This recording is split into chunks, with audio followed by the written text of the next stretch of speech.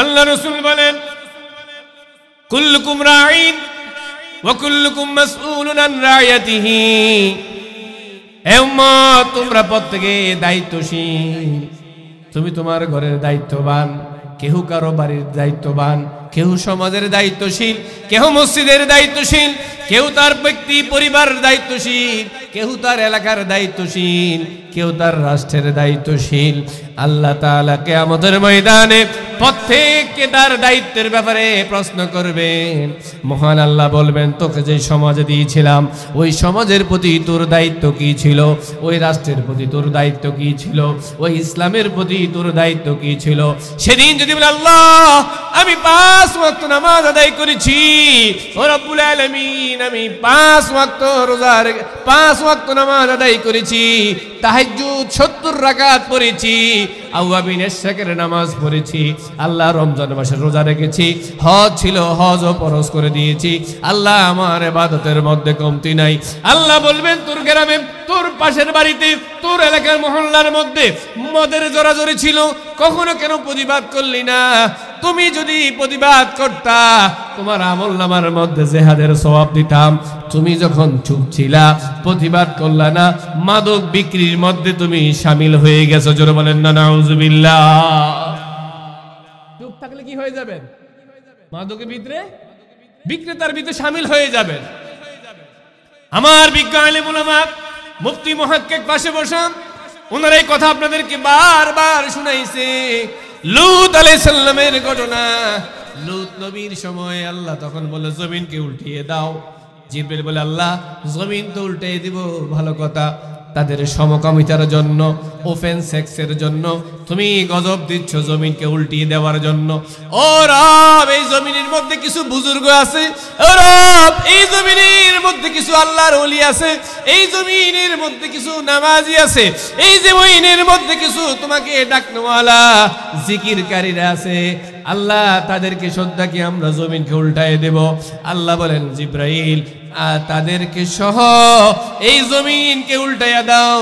জিব্রাইল প্রশ্ন করলো, আল্লাহ তারা তো নামাজি, তারা তো জাকের জিকিরকারী, তারা তো তাসবিহ তাহলিল পাঠকারী, তাদেরকে কেন তাদের অপরাধীর সাথে উল্টাইয়া দেব?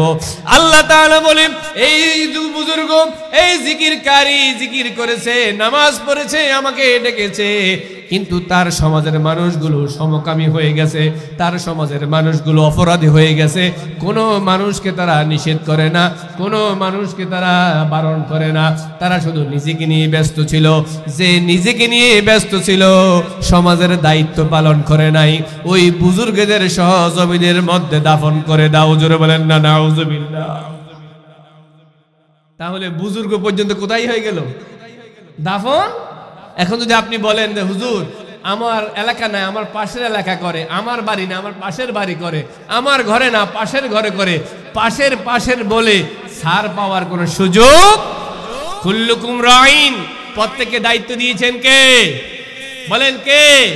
ইন্নী জাইলুন ফিল আরদি খলিফা, তোমাকে বানাইছে জমিনের খলিফা, তোমাকে কাজী বাড়ির খলিফা বানাই নাই, তোমাকে মিজি বাড়ির খলিফা বানাই নাই, তোমাকে ফাড়ারি বাড়ির খলিফা বানাই নাই।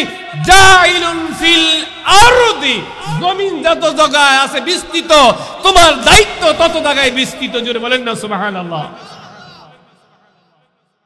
এজন্য আপনি আপনার এলাকা মহল্লা বাড়ি ভাগ করার কোনো সুযোগ। এজন্য আমাকে আপনাকে বলেন তো, মাদকের বিরুদ্ধে যদি পাশের বাড়ি হয়, পাশের গ্রাম হয়, নিজের বাড়ির পাশে হয়, অন্য মহল্লায় হয়, প্রতিবাদ করতে হবে কি হবে না? দড়িয়ে দিতে হবে কি হবে না? এই হুকুম দিয়েছেন কে?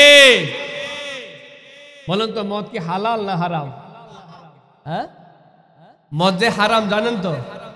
মদ যে হারাম এটা কে করে দিয়েছেন? কে? রাষ্ট্রীয় সরকার, প্রধানমন্ত্রী ডক্টর ইউনূস? কে? আলাইসাল্লাহু বিআহকামিল হাকিমিন।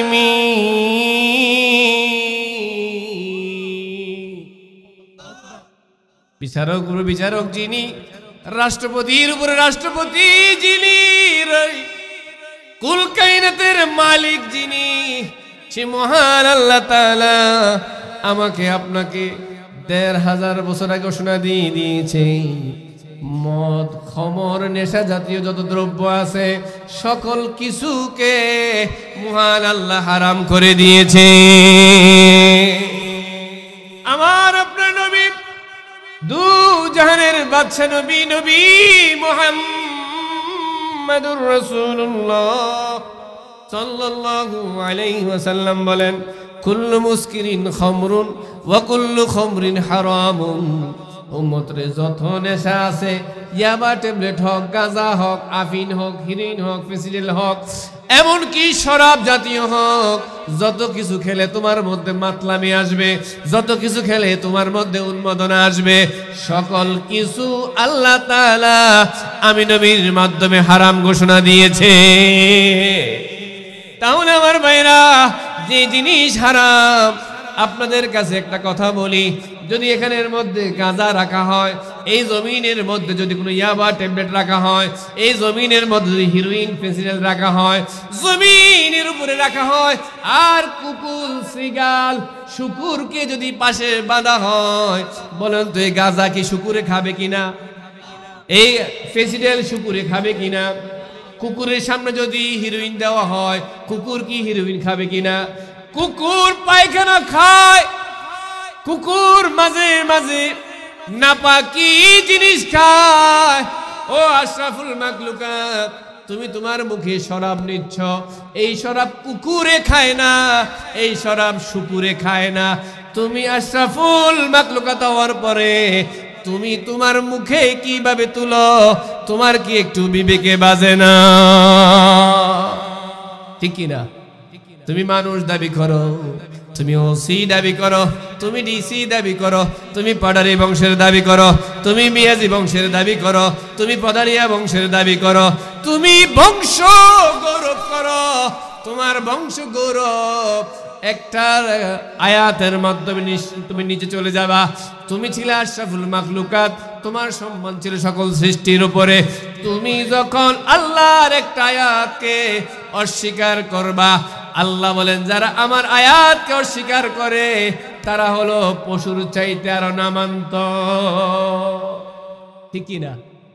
তুমি ছিলে আশরাফুল মাখলুকাত, সৃষ্টির সেরা জীব, কিন্তু তুমি যখন আল্লাহর আয়াতকে অস্বীকার করলা, ইন্নামাল খামরু ওয়াল মাইসিরু ওয়াল আনসাবু ওয়াল আজলামু রিজসুম মিন আমালিশ শাইতান। আল্লাহ বলে মদ হারাম, খমর হারাম, জুয়া মাইসির হারাম, তার কাছে যাইও না। ফাস্তানিবুহু, এগুলো তোমরা ত্যাগ করো, দূরে থাকো। লাআল্লাকুম তুফলিহুন, বান্দারে তুমি যদি এগুলো থেকে দূরে থাকতে পারো, আমি আল্লাহ বললাম জাতি তোমরা সফল হইবা। জোরে বলেন না সুবহানাল্লাহ। আল্লাহ বলে দূরে থাকো, পরিহার করো। আর তুমি আশরাফুল মাখলুকাত হওয়ার পরে এগুলো আর কাছে নাও, মুখে নাও, পেটে নাও। তাহলে আল্লাহর আয়াতকে বিদ্রোহ দেখাইলাম কিনা? বাল্লাজু ফি উতিয়ু ওয়া নুফুর, আল্লাহর আয়াতকে তুমি বিদ্যাঙ্গুল দেখাইলা। মহান আল্লাহ তাআলা বলে যারা আমার আয়াতের সাথে বিদ্যাঙ্গুলি করে, আমার আয়াতকে অস্বীকার করে, আমি আল্লাহ বলে দিলাম বালহুম আদাল, তারা পশুর চাইতে আরো নিকৃষ্ট। জোরে বলেন না নাউযুবিল্লাহ। তাহলে এই নিকৃষ্ট বস্তু উৎকৃষ্ট মানুষ নিতে পারে? নিতে পারে? নিতে পারে বলেন? তাহলে আমাদের ভাই যাদের নেশাগ্রস্ত, আমাদের যাদের ছেলে নেশাগ্রস্ত, আমাদের যাদের আত্মীয় স্বজন নেশাগ্রস্ত, এদেরকে ফিরে আনা দরকার আছে না নাই? বলেন আছে না নাই? টাকা দিয়ে হোক, পয়সা দিয়ে হোক, বুঝ দিয়ে হোক, যেইভাবে হোক, গৃহ বন্ধ করি হোক, যেইভাবে পারেন একে সমাজকে ফিরিয়ে আনতে পারবেন। আল্লাহ কি কসম করে বলতেছি আপনাদেরকে, একটা পথ হারা মানুষকে পথে নিয়ে আসলে একটা জেহাদের সওয়াব পাইবেন। জোরে বলেন না সুবহানাল্লাহ। তাহলে আমরা জেহাদের সওয়াব নিতে চাই কি চাই না? বলেন চাই কি চাই না? এই বিপদগামী লোকদেরকে পথের মধ্যে আনতে হবে। ইন্নী জাইলুন ফিল আরদি খলিফা, তাদেরকে ফিরানের, তাদেরকে দাওয়াত দেওয়ার দায়িত্ব দিয়েছেন কে? বলেন কে? আল্লাহ যেন আমাদেরকে দাওয়াতি কাজের মিশনকে পরিপূর্ণভাবে কমপ্লিট করতে পারি, সেই যোগ্যতা, হিম্মত, সাহস আল্লাহ যেন এই জাতিকে দান করেন। সকলে বলে আমিন। সবাই দুরূদ শরীফ পড়ুন আল্লাহুম্মা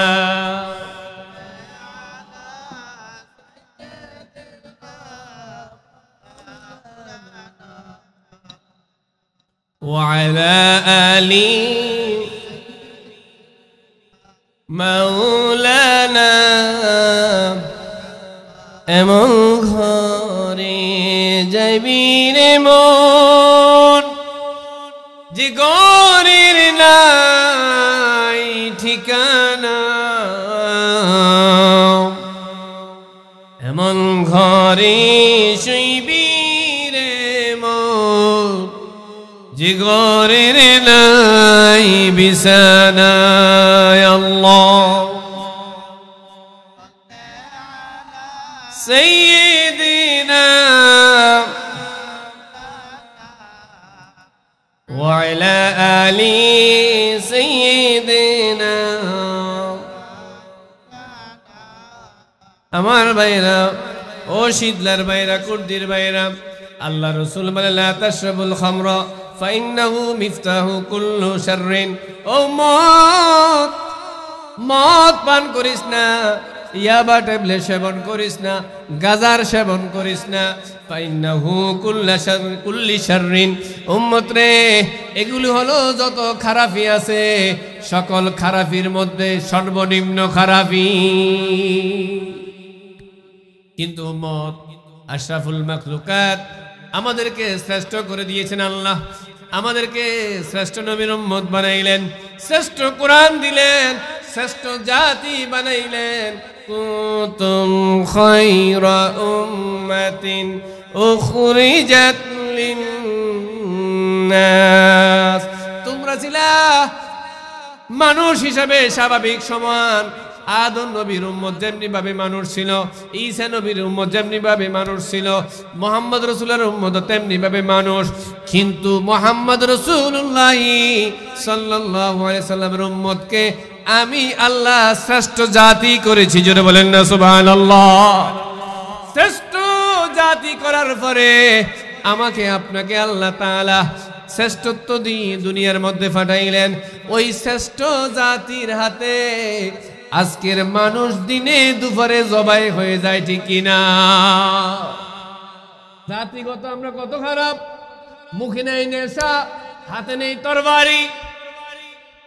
কত মায়ের বুক মাই জন্মে জন্মে বছরে বছরে বিভিন্ন সরকারের আমলে খারাপ মা সন্তান হারা হয়েছে।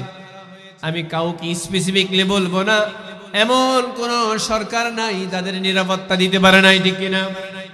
যখন এখন সরকার গঠন করে তার বিরোধী শক্তিদেরকে দমন করার জন্য মায়ের বুক খালি করে। আল্লাহ আপনাকে আমাকে বানাইলেন মানুষকে সত্যের পথে আনার জন্য, মানুষকে ইসলামের পথে আনার জন্য। আজ আমি ইসলামের পথে মুসলমান নাম নিয়ে ইসলাম ধর্মকে সাইনবোর্ড ব্যবহার করে রাতের অন্ধকারে মদও খাই, ইয়াবা ট্যাবলেটও খাই, আবার প্রয়োজন হলে মুসলমান বুকের বাইরের বুকের মধ্যে গুলিও চালায়, ঠিক কি না? শ্রেষ্ঠ জাতি আমরা। সার্টিফিকেট দিয়েছেন কে? বলেন কে? এই শ্রেষ্ঠ জাতির নমুনা বলতেছি। শ্রেষ্ঠ জাতির আমরা শ্রেষ্ঠত্ব নিয়ে ভরে আছি। অনেকে তো আবার বলে আর যত কিছুই করি আমি ইমান তাজা আছে না, বলে না? বন্ডামি সন্ডামি সব করে, গুন্ডামি ফান্ডামি সব করে, ইমান শক্ত আছে। ইমান কি আছে? বাবুরে বাবু, হাতে সুফাগুলো যে এমন ভাবে লাগাইছে হাতের ইমান আর লড়ে। নাউজুবিল্লাহ বলতেন না? নামাজ নাই, রোজা নাই, মদ লই, গাঁজা লই, লুচ্চামি বন্ডামি সব করে, আবার ইমানও কি থাকে? আল্লাহ রাসূল বলেন আমার যে উম্মত একবার মুখের মধ্যে শরাব নিল, নিশা নিল, কয়বার? বলেন কয়বার? আমার যে উম্মত মুখের মধ্যে একবার জীবনে শরাব নিল, নিশা দিয়ে কোনো বস্তু মুখে নিল, মহান আল্লাহ তার 40 দিনের নামাজকে বরবাদ করে দেয়। কতদিনে? যদি সে তওবা করে ফিরে আসে আল্লাহ তাআলা তাকে মাফ করে দিবে। আর যদি তওবা না করে এই 40 দিনের মধ্যে সে যখন মারা যাবে মহান আল্লাহ সরাসরি তাকে জাহান্নামে দিয়ে দিবে। বলেন এবার কত নেশাখোর মারা যায় কি যায় না? যায় কি যায় না? তওবা আছে, তওবা আছে। তুবু ইলাল্লাহ জামিআ। উম্মত রে তোমরা তওবা করো, উম্মত তোমরা তওবা করো, তোমাদেরকে আমি নবী নসিহত করি তওবা করার জন্য। ফাইন্নী আতুবু ইলাল্লাহি ফি কুল্লি ইয়াউমিন মিআতা মাররা। উম্মত তোমাদেরকে বলি তওবা করার জন্য, তোমরা তওবা করো না। আর আমি শ্রেষ্ঠ নবী হওয়ার পরও প্রতিদিন আল্লাহর কাছে 100 বার তওবা করি। এজন্য তওবা না করলে 40 দিনের মধ্যে যদি মারা যায় মহান আল্লাহ তাকে জাহান্নামে দিয়ে দিবেন। আল্লাহ রাসূল বলেন যদি আবার সে পুনরায় দ্বিতীয়বার শরাব পান করে, নেশার জিনিস মুখে নেয়, আবার তার 40 দিনের নামাজ আল্লাহ বরবাদ করে দিবেন। এই 40 দিন তার নামাজ আল্লাহর কাছে কবুল হবে না, এই 40 দিন তার জবানও পবিত্র হবে না। এই 40 দিনের মধ্যে যদি সে মারা যায় তার মৃত্যু জাহান্নামে যাওয়া অবধারিত। আর যদি সে তওবা করে তা আল্লাহ তাকে মাফ করে দিবেন। এবার আল্লাহ রাসূল এইভাবে 4 বার এই কথাটা বললেন। 4 বার কথা বলার পরে আল্লাহ রাসূল বললেন যে ব্যক্তি জাহান্নামে যাবে মদ পান করার পরে মহান আল্লাহ তাকে রাদাগাতে খাবাল জাহান্নামের মধ্যে খাবার দিবে। কি দিবে? রাদাগাতে খাবাল। সাহাবায়ে কেরাম প্রশ্ন করল হুজুর নতুন শব্দ, রাদাগাতে খাবাল কি আমরা জানি না। আল্লাহ রাসূল বলে জাহান্নামে যারা যাবে তাদের শরীর পুচে পুচে পুষ পানিগুলো বাইর হবে, তাদের শরীরগুলো জাহান্নামের আগুনে গলে গলে তাদের জাহান্নামের তলাদেশে চলে যাবে। তাদের রক্তগুলো ঝরতে থাকবে, গোশতগুলো মোমের মতো গলতে থাকবে, হাড্ডি থেকে পুষ পানি বাইর হবে। ওই সময় ফেরেশতারা এগুলো কাসাইয়া কাসাইয়া যারা দুনিয়ার মধ্যে শরাব খাইতো, নেশা করতো, ইয়াবা ট্যাবলেট খাইতো, তাদের মুখের মধ্যে ওই পুষ পানিগুলো ঢুকাইয়া দিবে। দুনিয়াতে তুমি কি খাও জানো না, কিন্তু আখিরাতে তোমার মুখের মধ্যে পুষ ঢুকাইয়া দিবে। ও কুর্দির যুবক, ও শীতলার যুবক, এখনো সময় আছে ইসলামের দিকে ফিরে আসো, এখনো সময় আছে নামাজের দিকে ফিরে আসো। আর না হয় মহান আল্লাহ যেদিন তোমাকে ধরবে ইন্না বাতশা রাব্বিকা লাশাদীদ, মহান আল্লাহ এমন ভাবে ধরবে যেই ধরার মধ্যে কোনো তোমার বাঁচার উপায় নাই। ফিহা খালিদিনা ফিহা আবাদা, চিরস্থায়ী তোমাকে যে জায়গায় থাকতে হবে। লা ইয়ামুতু ফিহা ওয়ালা ইয়াহইয়া, সেখান থেকে তুমি জীবন মৃত্যুর মাধ্যমে আযাব শেষ করতে পারবা না। আবাদুল আবাদ তোমার উপর আযাব চলতেই থাকবে। জোরে বলেন না নাউযুবিল্লাহ। আজকে আমাদের যাদের সন্তান নেশার সাথে জড়িত, বাবা আপনি বারবার চেষ্টা করেন। আজকে আমাদের যাদের ভাই নেশার সাথে জড়িত, ও ভাই তুমি তোমার ভাইকে বাঁচাবার চেষ্টা করো। নেশা এমন একটা কবিরা গুনাহ যার মাঝে দুনিয়াও শেষ, যার মাঝে আখিরাতও শেষ। এজন্য দুনিয়া এবং আখিরাত যদি আপনি বাঁচাইতে চান, আপনি আপনার সন্তানকে নেশা থেকে বাঁচাইতে হবে, কি হবে না? নারায়ে তাকবীর, নারায়ে তাকবীর।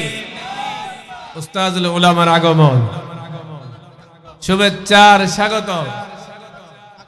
আলহামদুলিল্লাহ, তাকবীর, আলহামদুলিল্লাহ। আলেম যত স্টেজে বেশি উঠে আমার কণ্ঠ তত ছোট হয়ে যাবে। ওনারা যেই মাহফিলে আলেম, হয়তো আপনারা আমাদেরকে দাওয়াত দেন বক্তা হিসাবে, আমি মনে করি ওনাদের সামনে আজকে কোন বক্তা এলেম ভিত্তিক কথা বলার যোগ্যতা রাখে না, ঠিক কিনা? আমরা চিনি, আমরা কদর করি, আপনাদের কাছে নসিহা করে যাই এই নিয়ামত, এই মানুষগুলোর কদর করবেন।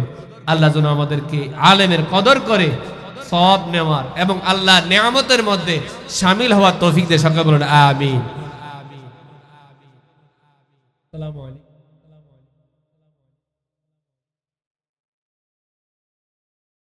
তো যে কথা বলতেছিলাম, তাহলে আমরা আমাদের সন্তানকে মদ, খমর, নেশা থেকে দূরে রাখতে হবে কি হবে না? হবে কি হবে না? আচ্ছা, আজকে ইচ্ছা করলে আমি আব্দুল কাদের জিলানীর ঘটনা বলতে পারতাম কি পারতাম না? জুনায়েদ বাগদাদির ঘটনা বলতে পারতাম কি পারতাম না? আপনারা গ্রামবাসী অনেক মুরব্বীরা এত মজা পাইতেন, আহারে চোখের পানি ফেলতে পারতেন। আমি মনে করি এই সময়ে কোনো গল্প গুজব করার সময় নয়, এই সময় জাতিকে সজাগ করার সময়, ঠিক কিনা? এজন্য আমাদেরকে কথা বলতে হবে, ভালো লাগুক আর না লাগুক, খুশি করতে হবে কাকে? আল্লাহকে। তো যে কথা বলতেছিলাম, তাহলে আল্লাহ রাসূল বলেন ইস্তানিবুল খামরা ফাইন্নাহা উম্মুল খাবিস, তোমরা নেশা থেকে দূরে থাকো, এটা হচ্ছে পাপের মা। এটা হচ্ছে কি? সন্তান যেমনি ভাবে মা ছাড়া আশা করা যায় না, গুনার জন্য একটা মা লাগে। গুনার মাটা কি? নিশা। বলেন গুনার মা কি? নিশা। একটা উপমা দেই, একজন চোর যখন রাত্রি চুরি করে, দিনে দেখবেন সে যখন হাঁটে আসসালামু আলাইকুম সালাম দেখিস দেয় না, এত বিনয়ী সে সালাম দেয়, মনে হচ্ছে এই মাত্র আল্লাহর ওলি নাজিল হয়েছে। আছে না? দেখো কত ভক্তি করে, আসসালামু আলাইকুম ভাইয়া আপনি কেমন আছেন, কত ভক্তি করে না? রাত্রে যাই করছে, দিনে কি ভালো থাকার চেষ্টা। কথাগুলো খেয়াল করবেন। আবার এই চোরগুলো রাত্রে যাই করছে, সেজদায় যাইয়া মাঝে মাঝে আল্লাহর কাছে মাপ চায় কি চায় না? চোর মাঝে মাঝে নামাজ পড়ে কি পড়ে না? আল্লাহর কাছে মাপ চায় কি চায় না? সে যা চুরি করেছে, চুরি করে সে নিজে একা খায় না, পরিবারকে খাওয়ায়। কাকে খাওয়ায়? আমার সাথে উত্তর দিবেন, কাকে খাওয়ায়? আবার এই চোরগুলো যা কিছু করুক, আত্মীয়তার সাথে যখন প্রয়োজন মনে হয় সম্পর্ক রাখে কি রাখে না? খেয়াল করবেন, সবগুলো কথা কিন্তু ইসলামের একেবারে ফরজিয়াতের হুকুমগুলো। তাহলে সে নামাজও পড়ে, সালাম কালাম সর্দফনে বিনিময় করে, নামাজও পড়ে, আত্মীয়তা সম্পর্ক সে রাখে।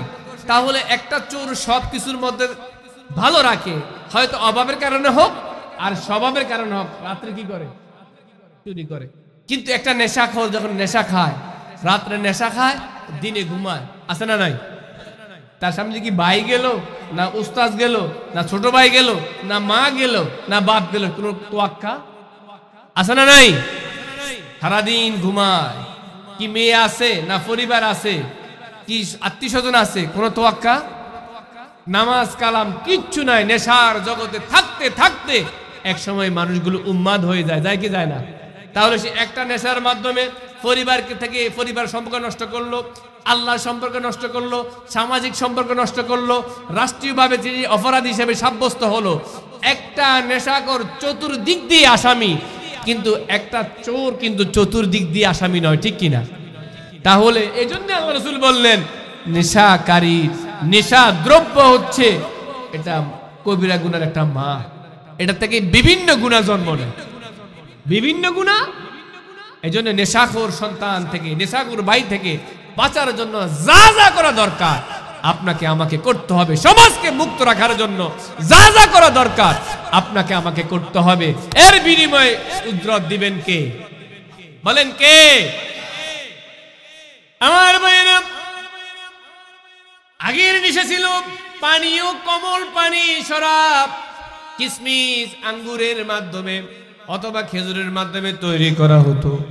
এখনকার নেশা হলো ইয়াবাহা, এখনকার নেশা হলো গাঁজা, এখনকার নেশা হলো হাফিন, এখনকার নেশা হলো ফেন্সিডিল, আরো কত আইটেমের নেশা আছে। সকল কিছুই খমরের মধ্যে অন্তর্ভুক্ত। সাহাবায়ে কেরাম প্রশ্ন করলো, ইয়া রাসূলুল্লাহ কি, ইয়া রাসূলুল্লাহ নেশা কি? আল্লাহ রাসূল বলেন কুল্লু খামরিন মুসকির, যত নেশা আছে সকল নেশাই হলো খমর, আর যত খমর আছে নেশা আছে সব কিছু আল্লাহ হারাম করে দিয়েছে। জোরে বলেন না সুবহানাল্লাহ। আজ আমাদের সমাজে নেশা নিয়ে কথা বলি, কিন্তু আমাদের মা বোনরা এই জায়গার মধ্যে ভূমিকা রাখতে হবে, আমাদের সমাজপতির এই জায়গার মধ্যে ভূমিকা রাখতে হবে, আমাদের মাস্টার টিচাররা এই জায়গার মধ্যে ভূমিকা রাখতে হবে, আমাদের বাড়ির নওজোয়ানরা এই জায়গার মধ্যে ভূমিকা রাখতে হবে। কমিটি করবেন, কমিটির মাধ্যমে মাদককে নির্মূল করবেন।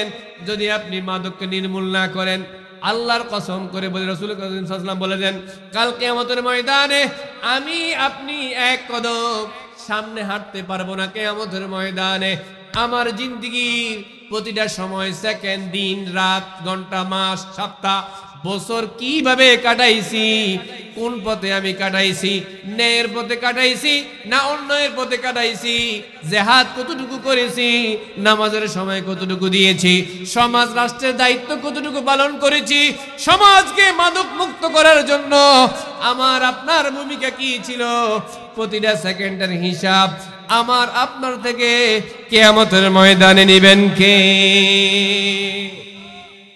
বাঁচার কোন পথ? ও আমার ভাইরা, আল্লাহ রাসূল সাল্লাল্লাহু আলাইহি ওয়াসাল্লাম খমর এমনি ভাবে নিষেধ করেন নাই, নেশা এমনি ভাবে নিষেধ করেন নাই, 3 দফে নিষেধ করলেন। কয় দফে বলেন তো, কয় দফে? সময় একেবারে সংক্ষেপ। আল্লাহ রাসূলকে 3 দফে নেশা নিষেধ করলেন। মক্কার যখন ইসলাম দাওয়াত দেওয়া শুরু করলো তখনও নিশা চলমান ছিল, নিশা তখনও চলমান ছিল। আল্লাহ রাসূলকে আল্লাহ তাআলা বলে, ও রাসূল, ইয়াসআলুনাকা আনিল খামরি ওয়াল মাইসিরি কুল ফীহিমা ইসমুন কাবীর। মানুষ আপনাকে প্রশ্ন করবে মদ জুয়া সম্পর্কে, রাসূল আপনি শুধু বলে দেন, এখন আপনি হারাম করেন না, শুধু আপনি বলে দেন এই মদ জুয়া হচ্ছে কবিরা গুনাহ। ডাইরেক্ট অ্যাকশনে যায়েন না, মাত্র আয়াত দিলেন। মদ জুয়া তো সবাই পান করতেছে, মদও খায় জুয়াও খেলে। রাসূল আমি আল্লাহর পক্ষ থেকে প্রথম বার্তা হলো ইসমুন কাবীর, কবিরা গুনার মধ্যে এটাকে অন্তর্ভুক্ত করে মানুষকে সাবধান করে দেন। জোরে বলেন না সুবহানাল্লাহ। এরপরে আল্লাহ আবার বিধান দিলেন, ইয়া রাসূলুল্লাহ, ইয়া হাবিবাল্লাহ, মক্কার পথে বান্তরে আপনার মাধ্যমে আওয়াজ ছড়িয়ে গেল, খমরকে নিশাকে আমি আল্লাহ তাআলা কবিরা গুনাহ হিসেবে সাব্যস্ত করলাম। এবার আপনি আপনার আরেকটা আয়াত, আমার একটা আয়াত জমিনের মধ্যে পৌঁছায়া দেন। এই ঘটনা, এই আয়াত নাজিল হওয়ার আগে একটা ঘটনা ঘটেছিল। সাহাবায়ে কেরাম নামাজ পড়তেছিল, নামাজ পড়তে যাইয়া সাহাবায়ে কেরাম কোরআন শরীফের মধ্যে একটি সূরা আছে, সূরাতুল কাফিরুন, আছে না নাই? আছে না নাই? সূরাতুল কাফিরুন তেলাওয়াত করতেছিল। এমন সময় সাহাবায়ে কেরামের মধ্যে একজন সাহাবী কিছু আঙ্গুরের রস বেশি খাওয়ার কারণে তার মধ্যে মাতলামির ভাব আসলো। আসার পরে তিনি সূরাতুল কাফিরুন তেলাওয়াত করতেছিলেন, লা আ'বুদু মা তা'বুদুন, লা আ'বুদু, আমি ইবাদত করি না, মা তা'বুদুন, তোমরা যার ইবাদত করো। এই জায়গার মধ্যে লা শব্দটা তিনি বলেন নাই, এই জায়গার মধ্যে তিনি বলেন আ'বুদু মা তা'বুদুন। ও কাফেররা, তোমরা যার ইবাদত করো আমিও তার ইবাদত করি। নাউজুবিল্লাহ বলতেন না? কথা বলা দরকার ছিল, তোমরা যার ইবাদত করো আমি তার ইবাদত করি না, কিন্তু ভুলে মাতলামির কারণে তিনি লা শব্দকে বাদ দিয়ে বললেন আ'বুদু মা তা'বুদুন। ও কাফেররা, তোমরা যার ইবাদত করো আমিও তার ইবাদত। বলেন কাফেররা কার ইবাদত করে? মূর্তির। বলেন কার ইবাদত করে? তোর ওই সাহাবী কি মূর্তির ইবাদত করে? নামাজ শেষ হওয়ার পরে আল্লাহ রাসূল এবার ঘোষণা দিলেন, আল্লাহ তাআলা আয়াত নাজিল করে দিলেন। আল্লাহ তাআলা আয়াত নাজিল করে আমাদেরকে জানিয়ে দিলেন, বিশ্ববাসীকে জানিয়ে দিলেন, ইয়া আইয়ুহাল্লাযীনা আমানু লা তাকরাবুস সালাতা ওয়া আনতুম সুকারা। ও ঈমানদাররা, তোমরা যখন নামাজ পড়তে যাইবা, নামাজ পড়ার আগে তোমরা নেশা জাতীয় কিছু গ্রহণ করবা না, নেশার কাছে যাইবা না।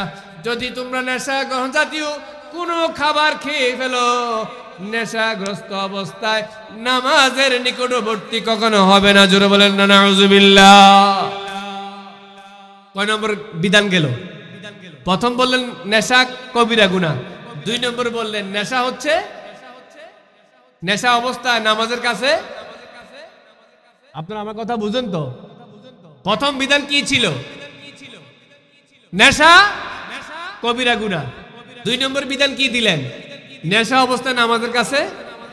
এর কি অনেক দিন অতিবাহিত হওয়ার পরে এবার আল্লাহ বিধান দিলেন, ও আমার রাসূল, আপনি এবার ফাইনাল ডিসিশন দিয়ে দেন, আর ঘুরিয়ে ফিরিয়ে বলার দরকার নাই।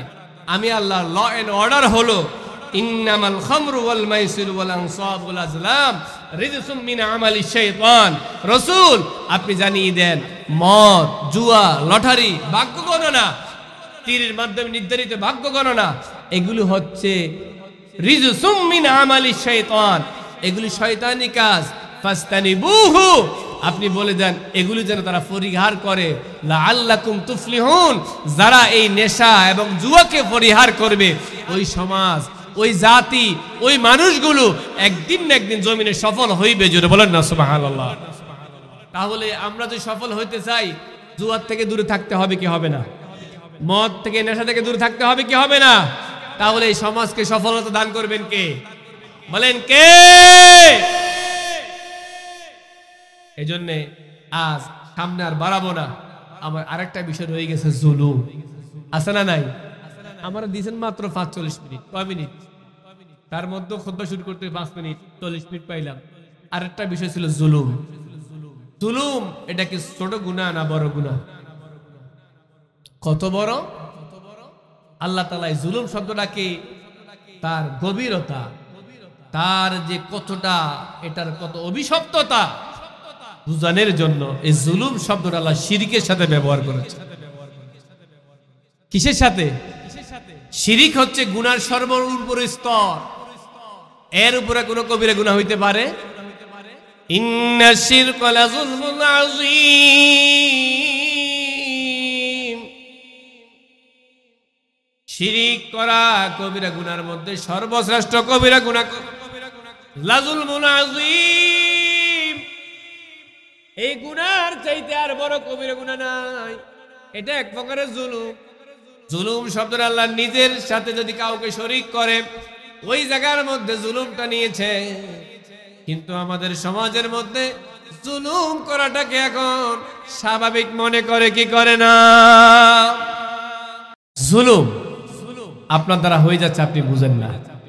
যেমন ধরেন কোরআন শরীফের মধ্যে কিসাসের আয়াত আছে না নাই? আল হুররু বিল হুররি আল আবদু বিল আবদ। যদি স্বাধীন লোকে মারে, তার বিনিময়ে স্বাধীন লোক মারবেন। যদি গোলাম মারে, বিনিময়ে গোলাম মারবেন। যদি কেউ হাত কাটে, বিনিময়ে আপনি হাত কাটবেন। যদি কেউ থাপ্পড় দেয়, বিনিময়ে আপনি কি করবেন? রাষ্ট্রীয় ফয়সালার মাধ্যমে, আপনার মাধ্যমে নয়, কাজীর মাধ্যমে। এখন কেউ আপনাকে মামলা দিলে কয়টা? একটা।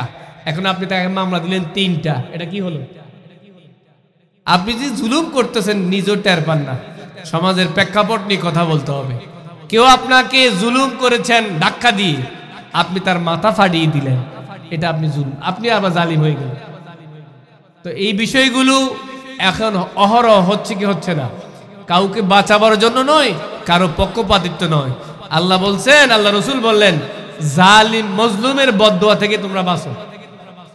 মজলুমের বদদুয়া থেকে বাঁচো। এখন আপনি এতদিন মজলুম ছিলেন, এখন আপনি একটু অবস্থা হওয়ার কারণে জালিম হয়ে গেলেন, তাহলে এই কি পরিণতি?